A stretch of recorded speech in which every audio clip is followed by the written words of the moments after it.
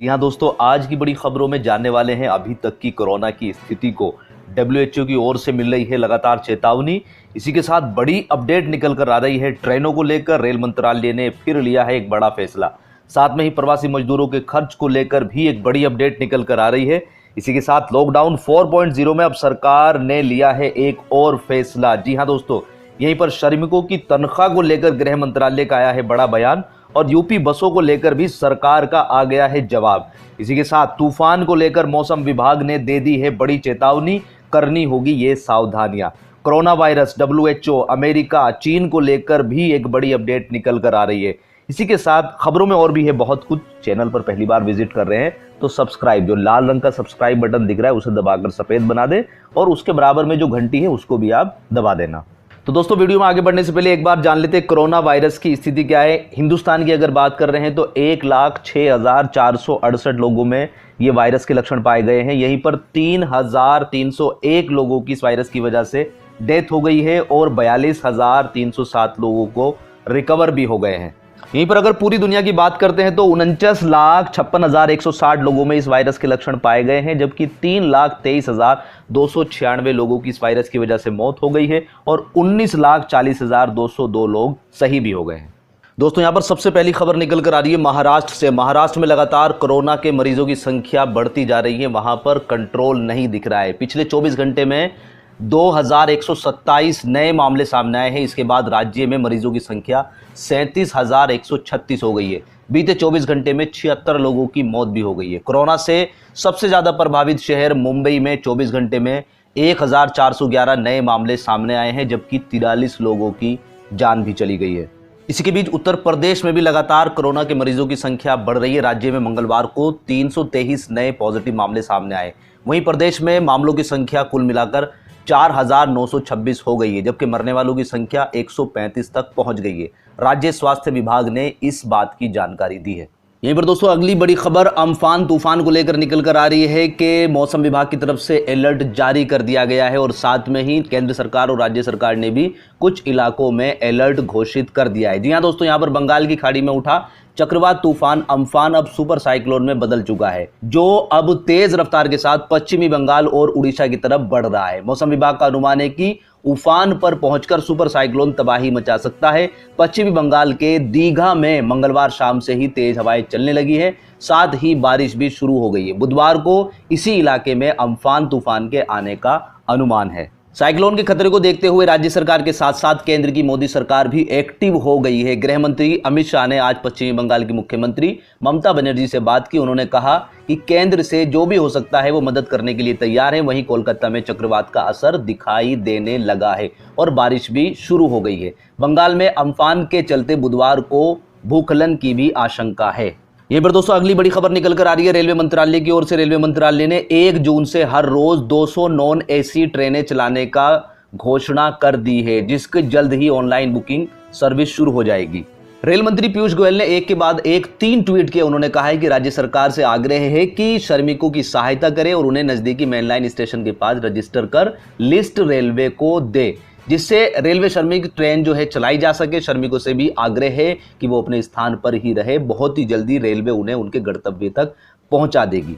इसी के साथ साथ पीयूष गोयल ने आगे कहा है कि इसके अतिरिक्त भारतीय रेल 1 जून से टाइम टेबल के अनुसार प्रतिदिन 20 नॉन एसी ट्रेनें चलाएंगी, जिसकी ऑनलाइन बुकिंग शीघ्र ही शुरू कर दी जाएगी। उन्होंने कहा है कि श्रमिकों के लिए बड़ी राहत है कि आज के दिन लगभग 200 श्रमिक स्पेशल ट्रेन चलेंगी और आगे इनकी संख्या और भी बढ़ सकती है।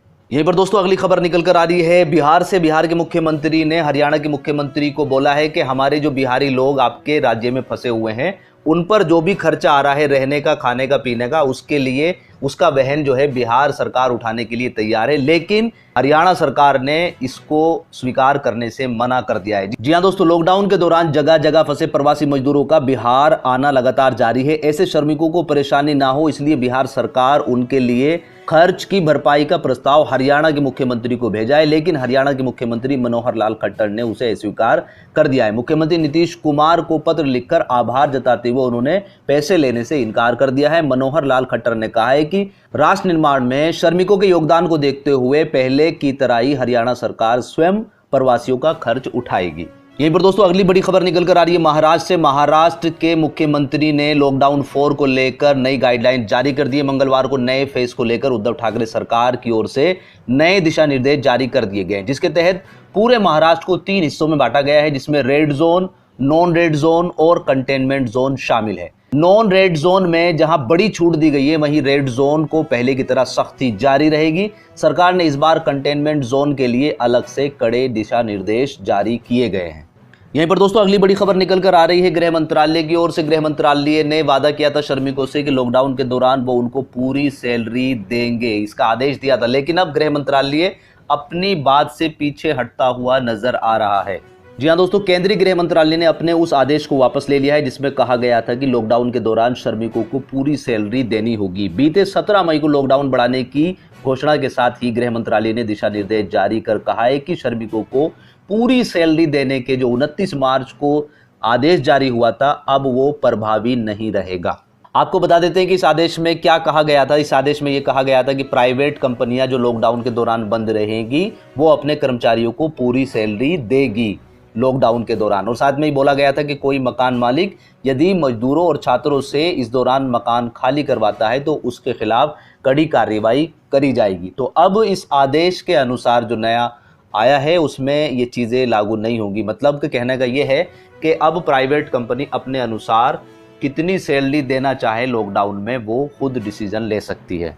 यहीं पर दोस्तों अगली खबर यूपी बॉर्डर से निकल कर आ रही है। यूपी बॉर्डर पर लगातार प्रवासी मजदूर और अब बसों का भी जमघटा लगना शुरू हो गया है। कांग्रेस ने यूपी सरकार से 1000 बसों की परमिशन मांगी थी। यूपी सरकार ने उनको परमिशन दे दी थी, लेकिन फिर अब यूपी सरकार का कहना है कि उन बसों में कुछ बसों के नंबर ठीक नहीं है और अब उन पर कार्रवाई शुरू हो गई। मतलब कुल मिलाकर जो सहायता मजदूरों को अभी तक हो जानी चाहिए थी, वो सहायता अब जो है सियासी घमासान में तब्दील होती हुई नजर आ रही है। ना तो यूपी सरकार स्टेप ले रही है और ना ही कांग्रेस स्टेप ले रही है। यहीं पर दोस्तों अगली बड़ी खबर की बात करें तो अमेरिका के राष्ट्रपति डोनाल्ड ट्रंप ने WHO पर एक संज्ञान आरोप लगाया। उन्होंने कहा है कि WHO जो है वो एक तरह से चीन की हाथों की कठपुतली है। जी हाँ दोस्तों, अमेरिकी राष्ट्रपति डोनाल्ड ट्रंप ने WHO पर एक बार फिर सोमवार को हमला बोला है। कहा कि संयुक्त राष्ट्र का यह स्वास्थ्य निकाय चीन के हाथ की कठपुतली है। ट्रंप ने दावा किया कि अगर उन्होंने चीन से यात्रा पर प्रतिबंध नहीं लगाया होता तो कोरोना वायरस से देश में और लोगों की मौत हो गई होती। WHO ने इस यात्रा के प्रतिबंध का विरोध किया था। ट्रंप ने व्हाइट हाउस में संवाददाताओं से कहा है कि चीन के हाथ की ये कठपुतली है। सही ढंग से कहा जाए तो ये चीन केंद्रित है। पिछले कुछ दिनों से अमेरिकी राष्ट्रपति ट्रंप इस तरह के बयानों से ही सोशल मीडिया में छाए हुए हैं। कल उन्होंने बयान दिया था पूर्व राष्ट्रपति बराक ओबामा को लेकर। उन्होंने बोला था कि बराक ओबामा जो है ना एक योग्य राष्ट्रपति थे, और आज उन्होंने WHO को लेकर बयान दिया है और वो सोशल मीडिया पर छाया हुआ है। तो दोस्तों बढ़ते हैं अपने मौसम समाचार की तरफ कि आने वाले 24 घंटे में मौसम का मिजाज कैसा होने वाला है। आने वाले 24 घंटे में तटीय उड़ीसा, गंगी, पश्चिमी बंगाल में हल्की से मध्यम बारिश की उम्मीद है। उड़ीसा और पश्चिमी बंगाल के तटों से सटे समुद्री क्षेत्रों और उत्तरी तमिलनाडु के तटीय भागों में बंगाल की खाड़ी से उथल पुथल मच रही है। केरल और तटीय कर्नाटक में बारिश की गतिविधियां कम हो जाएंगी, लेकिन कुछ स्थानों पर मध्यम से तेज बौछार आपको देखने को मिलने वाली है। उत्तर पश्चिमी हिमालय, पश्चिमी बंगाल, सिक्किम, पूर्वोत्तर भारत, आंतरिक कर्नाटक, जम्मू कश्मीर, मुजफ्फराबाद और गिलगित बाल्टिस्तान में हल्की से मध्यम बारिश होने की संभावना है। हिमाचल प्रदेश, उत्तराखंड, पंजाब, मध्य प्रदेश, आंतरिक उड़ीसा, पूर्वी झारखंड और पूर्वी बिहार के कुछ हिस्सों में हल्की बारिश के आसार हैं। राजस्थान, मध्य प्रदेश, गुजरात और विदर्भ के कुछ हिस्सों में लू का प्रकोप भी दिखाई दे सकता है। तो दोस्तों ये थी अब तक की प्रमुख समाचार। उम्मीद करते हैं कि वीडियो आपको पसंद आई होगी। वीडियो पसंद आई है तो लाइक कीजिएगा, शेयर कीजिएगा, और अगर अभी तक भी चैनल को सब्सक्राइब नहीं किया है तो सब्सक्राइब ज़रूर कर लीजिएगा। और आखिर में मेरा आप लोगों से अनुरोध है कि ये हमारी जिम्मेदारी बनती है कि हमारे आसपास जो लोग रह रहे हैं, अगर वो कोई ज़रूरतमंद है तो उसका ख्याल रखना हमारी प्राथमिकता है। कि अगर कोई भी गरीब है, अगर वो भूखा सो गया तो उसकी रेस्पॉन्सिबिलिटी भी हमारी है कि कोई भी आस पड़ोस वाला भूखा नहीं सोना चाहिए। तो दोस्तों आप अपने स्तर पर जो है कोशिश करें और दूसरों को भी अवेयर करें इस चीज़ें में कि दूसरों का सहयोग करें, क्योंकि लॉकडाउन में सबसे बड़ी समस्या कोरोना वायरस की तो है ही, लेकिन उसके साथ साथ जो बड़ी समस्या है वो पेट की है, भूख की है, लोग बागों को खाने की बहुत ज़्यादा समस्याएं आ रही हैं। तो जिन लोगों को इस तरह की समस्या आ रही है, प्लीज़ आप लोगों से रिक्वेस्ट है उनका ख्याल रखिएगा। तो इस वीडियो में इतना ही। God bless you, thanks for watching, bye bye.